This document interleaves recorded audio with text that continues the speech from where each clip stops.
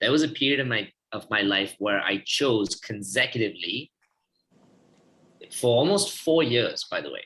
Not 4 years, actually, maybe 2.5 years, now that I think about it. 4 relationships of women who had children, women who were not able to fully commit to me to move to where I needed to be able to set up life with me or to grow with me. And in one case, it was a woman who was even married. So she was with someone, had children. So basically, the entire possibility of her being in a stable relationship with me was impossible. And yet, I put myself through so much trauma, like put myself through the grinder continuously to try and attempt to get it to work, because just like you, I wanted her to pick me. I wanted her to pick me over her partner. I wanted all those other women to pick me over their kids and the priorities they had in their own lives.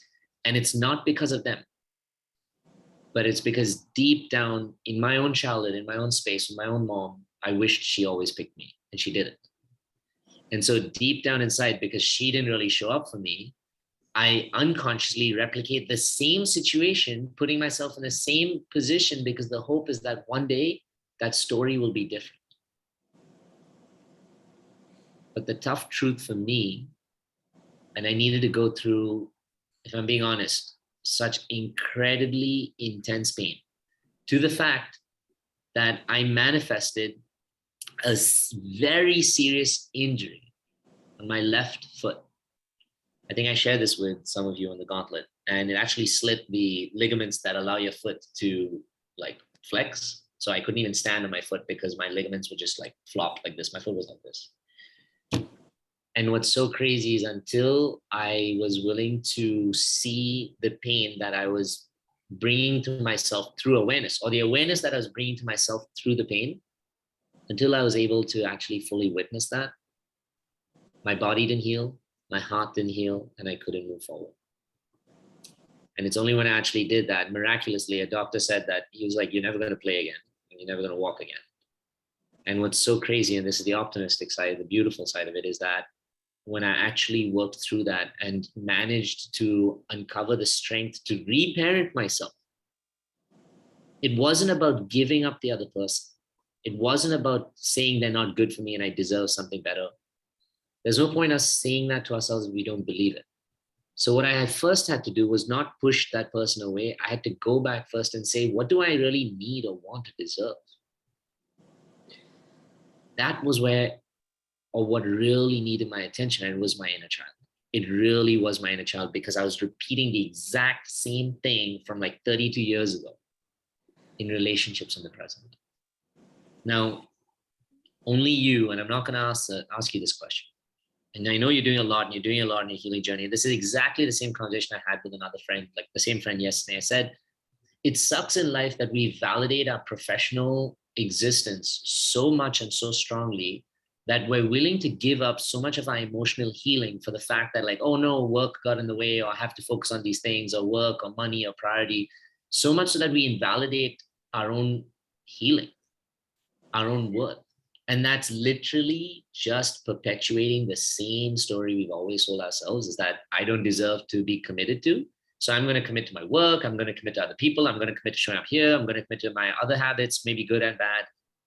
But I'm not going to be able to fully commit to that thing that I really need, which is me. And that part is tough, because no one's really done that for us. No one showed us that that was normal, right? So why would we believe it's so normal to like show up for ourselves? We wouldn't. That's the hardest thing to do. It's easier for us to be loved and validated by everybody else, and so we'll show up for everyone, than it is to really just show up for ourselves and say, this is what I need, and I refuse to let go until I actually get it, because I deserve it.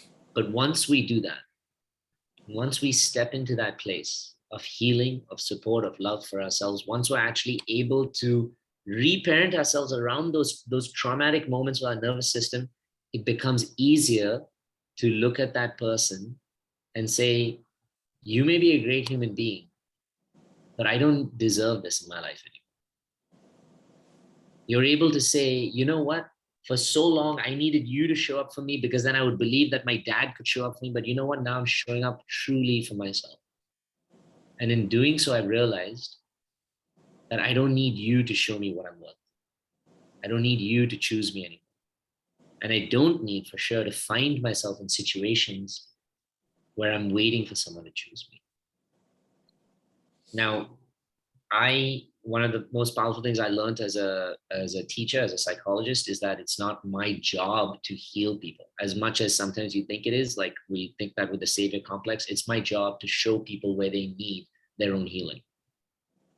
And so I can only take you so far for all of you. This is literally for all of us because the exact same thing happened to me. My mentor told me about this pattern a year before I actually changed it. But sometimes, and that's why pain is such a powerful part of the human existence, is because when it's painful enough, it's motivating enough to say, I'm done. Enough is enough. Like, I can't do this anymore. When we have the awareness, sometimes we can save ourselves that pain. But if not, we have to accept that maybe there has to come a day when it's so painful that I'm like, I can't, like, this has to create some change. So I offer you a lot of compassion and love. And I offer you the same love and connection and empathy I did the first time I heard it, because this is your journey. You have to go through it. You have to recognize it, because maybe if sometimes the pain is hard enough, it'll also take you back strong enough to your inner child, because that's how sometimes we connect through pain. And we're like, wow, if this is so long lasting and this is so continuous, that's why patterns actually drive us to change, is because we see the same rejection over and over again. And we're like, okay, now this means it's coming from fucking somewhere. If it's one time, we're like, yeah, it doesn't have my attention. Two times, maybe not. But after so many times, we're like, okay, now this needs my attention somewhere. And my hope is in that way for you, that you do two things. One is, the best thing I can offer you right now is you must then try to continuously regulate your nervous system. The healing of the trauma is the biggest part you need. Maybe you're ready for it, maybe you're not, maybe your time will come. But the biggest thing you need is to regulate your nervous system at least every day, so that you feel safer in your body. You feel safer with what you're going through. You feel more grounded in where you are. That's what I can offer you for you to do today. Hey, and welcome to the Inner Yats YouTube page. If you like our content, make sure you click the like and the subscribe button so that you get more of these amazing videos. Hey, and welcome to the Inner Yats YouTube page. If you like our content, make sure you click the like and the subscribe button so that you get more of these amazing videos that keep coming your way.